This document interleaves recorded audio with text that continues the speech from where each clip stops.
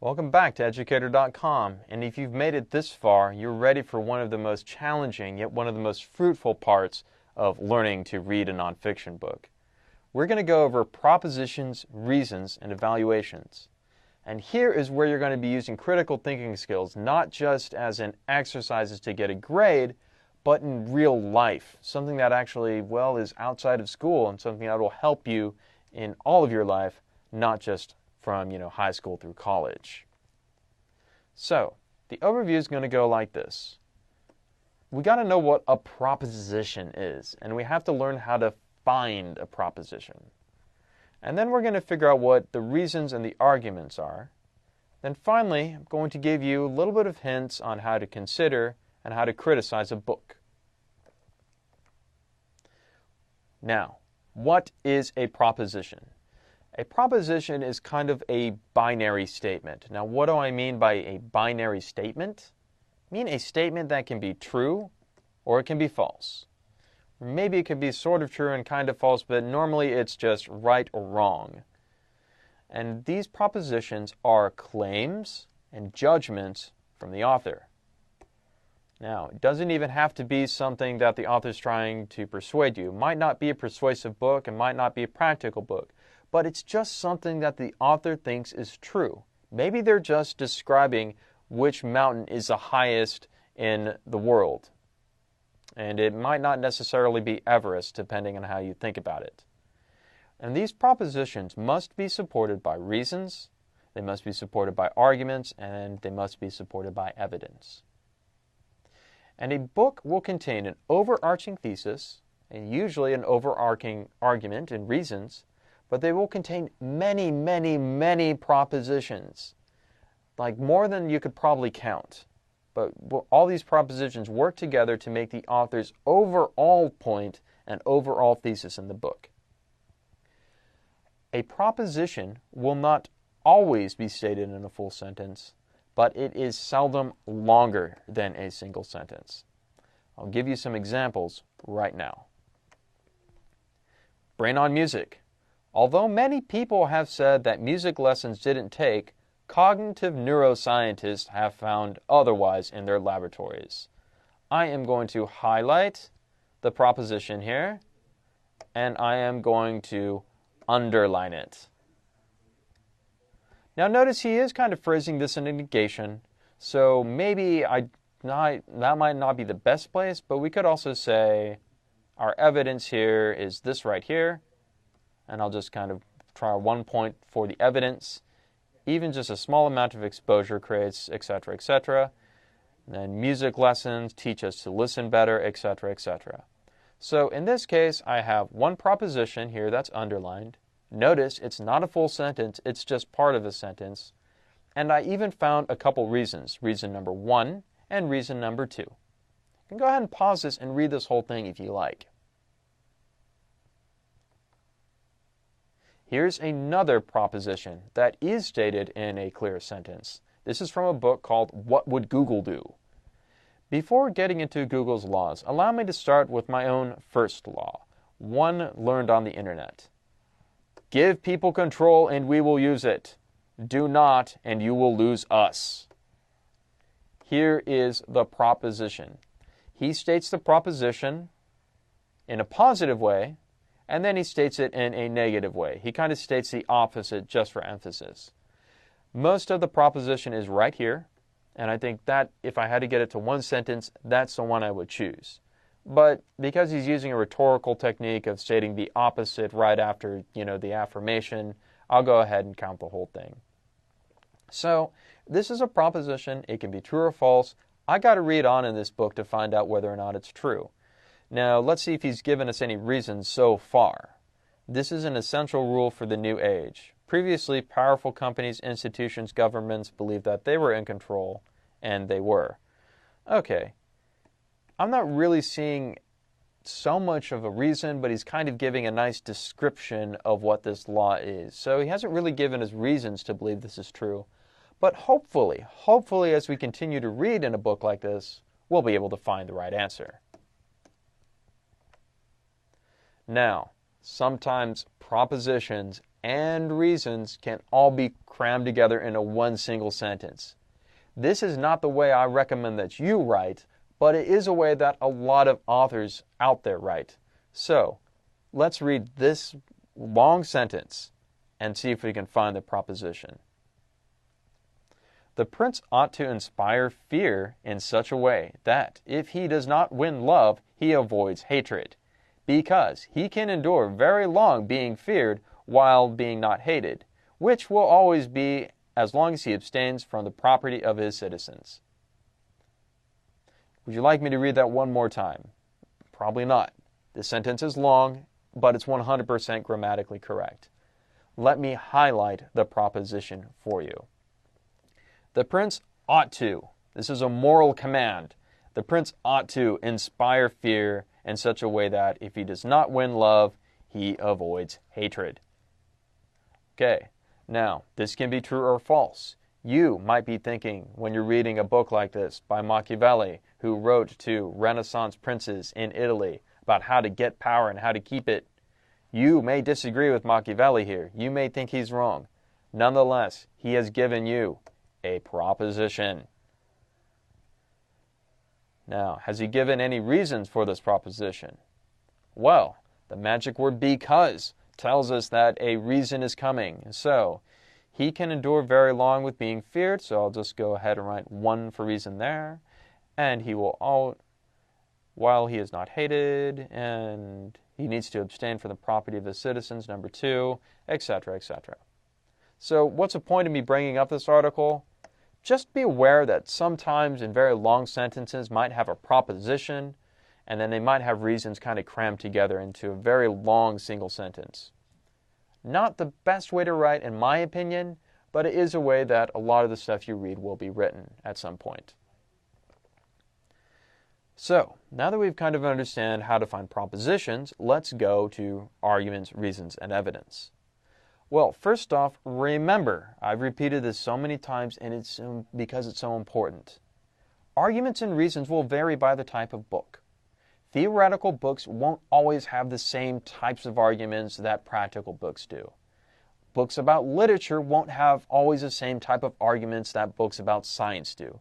It's just the way things work. If you're reading an argument, you're probably not going to read just one sentence. It's probably going to have an entire paragraph or a long list going on and on and on. The best way to explain this is by analogy. If you think of a proposition as a thesis, then the arguments are like body paragraphs. Think about it that way if it helps you. Now, reasons can come before propositions or they can come afterwards, and we call that deductive or inductive. Deductive will put the conclusion first, and the author will write this way.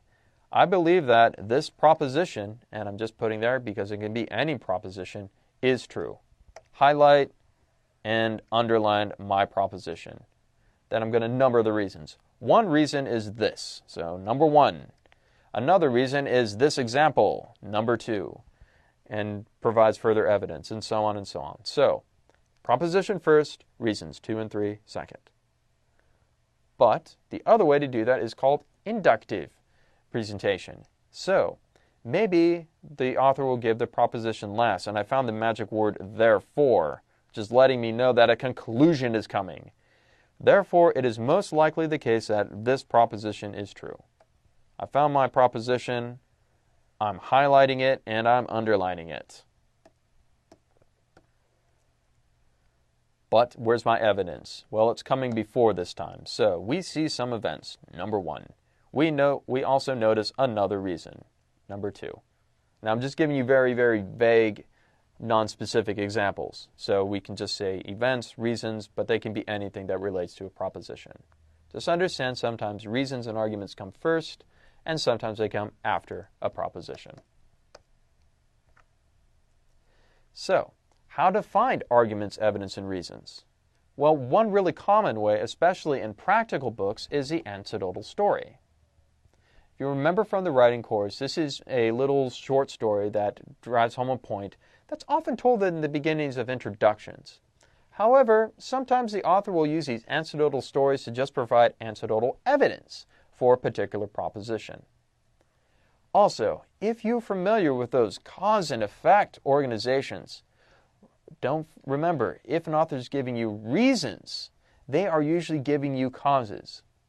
This would make certain things the conclusion, but not necessarily a proposition. You can look for any examples or instances that state to a proposition. Remember, the proposition is going to be a statement that can be true or false, and it's expressing the author's opinion or judgment about something. Now, always never forget the basics. Don't be afraid to ask who, what, why, where, when, and how, because they'll probably be giving you lots of reasons that answer those types of questions. So, now let's remember that arguments vary by the type of book you're reading. So, let's just go over these briefly one more time. Evidence in science needs to find repeatable experiments. This means not an experiment that was done once, but was done several times by several people, and the same results came over and over again. That's very, very important. We need to have several experiments that show a trend over time and makes the conclusion plausible. Finally, very important in science is that you have to have what's called a falsification criteria. Now, what do I mean by falsification criteria?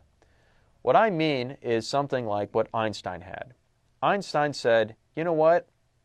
I think masses in space like moons and planets will affect light. That's his proposition. And then he said, so, if the moon passes between these two stars and the star's light doesn't bend, my theory is false. And it turned out Einstein was correct. The moon passed by between two stars, and it looked like that they bent just a little bit as the moon passed by them. So, falsification criteria has to be a way that the scientists will say to you, look, if something like this happens, if we observe this, my theory is not true. That's very, very important in science, and if it's not there, you need to be a little suspicious. How about evidence in history? Well, history looks at, just historical evidence, archaeological records, chronicles, old books, coffins, pyramids, whatever you want, and then it'll eventually look at records too. Now, once you've looked at all this evidence and you've looked at all that, you actually propose a theory. And then the history people will look, well, there's a lot of theories that could explain this event, but maybe there's a better theory that explains the evidence better. So there are more than one theory to explain a particular set of evidence, and the best one is always chosen. A good example of this is what happened to the Mayans. Well, some people will say, well, there's probably a lot of war, there's a lot of famine, and maybe there was a disease. And they'll kind of look at the history of the Mayans and say, well, there was a history of violence there. We do find evidence in the remains of a particular disease that was happening at this time. Climatologists tell us that there was a drought going on in this period. So maybe my theory is better than the people who say that the aliens took them all. Maybe. I'm not sure. You can judge those two theories for yourself. Evidence in literature. You got to know the genre. Is this a fantasy book? Is this a crime novel? Is this a book of poetry? Know what you're reading first before you even try to judge. Now, then you have to look through the book and just judge the characters' actions and motivations and reactions. Try to find the unifying overall plot, and it helps to know a few things about the author. Now, judging literature and judging most works of art is a little bit more subjective than science and history, but there is still kind of an art to it that you would learn in kind of your English courses and your literature courses, especially once you get to, your senior year of high school. Now that we've kind of gone over how to find propositions in evidence and how to look at evidence and what kind of evidence we should look for, we have to learn about evaluating a book. Now, I want to say one thing that's very, very clear. When you find those propositions, you're probably going to intuitively think that this proposition is wrong or this proposition is true. When you think that way, that is called your prejudice. I really do mean that. That is called your prejudice. You have prejudged that before you've understood the reasons. I'm not saying that that kind of reaction is wrong. I'm saying that everybody does it. And we have to be aware of it because we have to suspend judgment before we judge a proposition. So a couple things to do that is, can you imagine how the proposition might be true? Now let's go back to that horrible thing Machiavelli said, where he said, hey man, a leader of people needs to be somebody that the people are afraid of, just as long as he doesn't get hated. Okay, well, could we imagine a scenario where a leader needed to be feared by the people he was ruling? Can you think of a scenario where that might be necessary?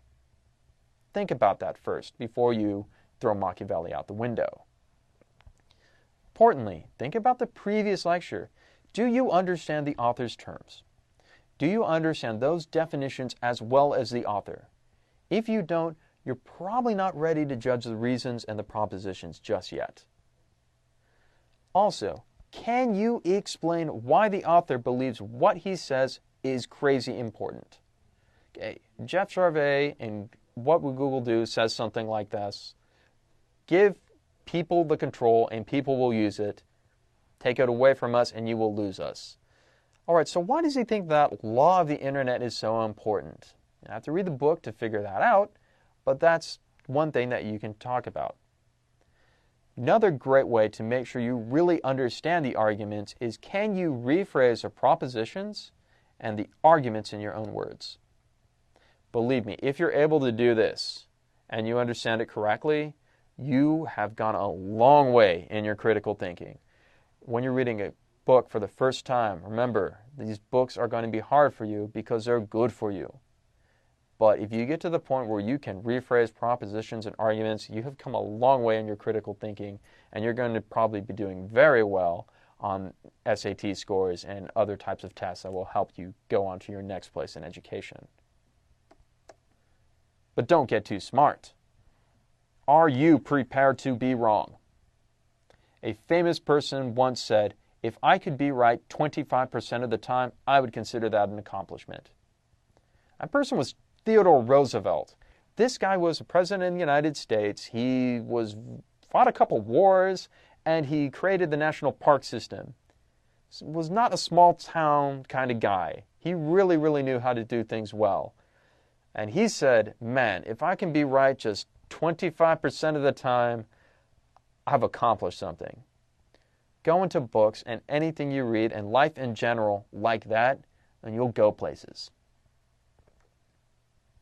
Now, as you're evaluating a book, make sure you use all the critical thinking skills that we've gone over or that you've learned anywhere else. But there's also important things specific to reading nonfiction books. So, think about what facts or what reasons that the author omitted, and that means did not mention. So, for instance, when I was reading a book about, TJ, Thomas Jefferson, the author talked about a lot of the things about Thomas Jefferson's religious life. But he kind of ignored a lot of important things about what he said about religious clergy.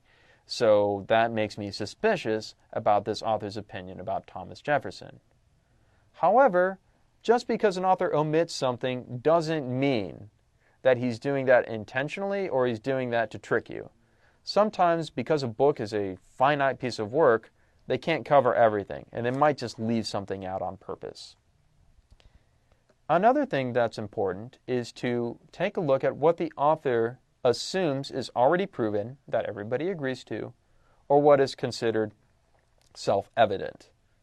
An example of a self-evident proposition is something like this. All bachelors are unmarried men. Okay, why is that self-evident? Because what I mean by saying bachelor is an unmarried man. That is completely self-evident. I'm not going to try to convince you with arguments what a bachelor is. But maybe some things that aren't so self-evident might be something like, all politicians are corrupt. Okay, if somebody was using that as a reason to prove other things, be a little suspicious because maybe not all politicians are corrupt. That's not necessarily self-evident, and it's not already proven. Another thing to watch out for is examples of special pleading. Special pleading might be something like this. I know that things look really bad and it doesn't look like that I have enough evidence for my position here. However, you have to understand that at this point in history, there just weren't any historical records. So we have to work with the evidence that we have. That's an example of special pleading. Perhaps a historian is coming at you and saying, I know I don't have enough evidence, but there's a special reason why what would normally be considered not good enough should be considered good enough. Be careful of those. If an author is giving you details and reasons, are they relevant or important details or reasons? Again, I once read a book where somebody was talking about a specific Edgar Allan Poe, and they were trying to argue something about Edgar Allan Poe's mental health, and then they started talking about a completely different author. And I thought to myself, why is this guy talking about this other author when he should be just talking about Edgar Allan Poe? It's got nothing to do with it. That's called a red herring fallacy. You can look that up if you want. All authors are going to be using rhetoric at some point. So, if you've gone through the writing course, you know what that is. Be careful when it's used on you. So your assignment now is to open up your nonfiction book. I want you to pick any chapter. This can be one of the chapters you outlined, or it can be one of the chapters you haven't read yet. Find at least 3 propositions and underline them. Then find at least one of the reasons and number them just like I did.